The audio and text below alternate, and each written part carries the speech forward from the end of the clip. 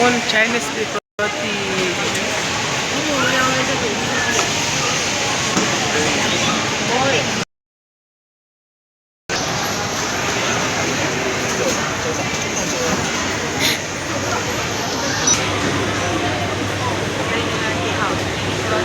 Ini inti ayam, yang belah sana inti daging.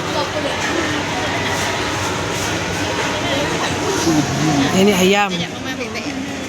Yang ni campuran bawang Holland dengan bawang merah. Yang ni apa tak? Minyak apa kan? Nak kata margarine, bukan margarine, macam campuran dengan sapu gosok dengan minyak.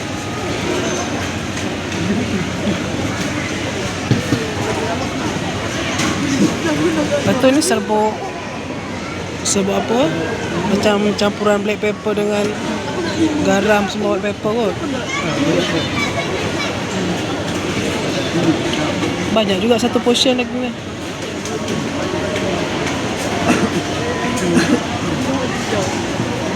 Ini orang ambil sana.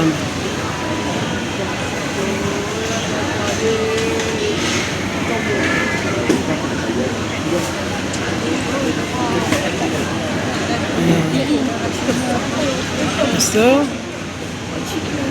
bawang campur dengan bawang. Okey, lepas tu dengan serbuk. Oh, dia sikit je, dia tak boleh banyak.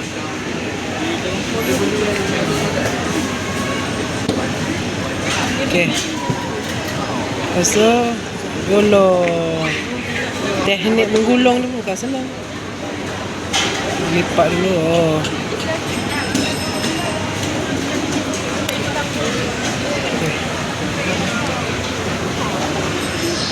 Yang ni yang dah jadi beef roti.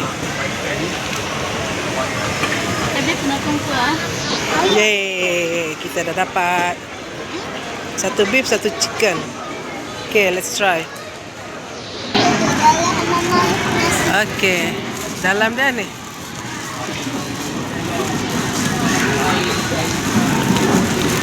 Oi, panas lagi ni. Panas lagi. Banguk macam. Buat dia orang goreng kan. Panas. Panas. Panas. Okay, tiup. Kan. Okay.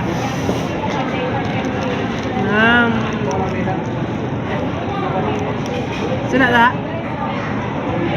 Belum dapat lagi. Tu ayam ke daging? Tengok.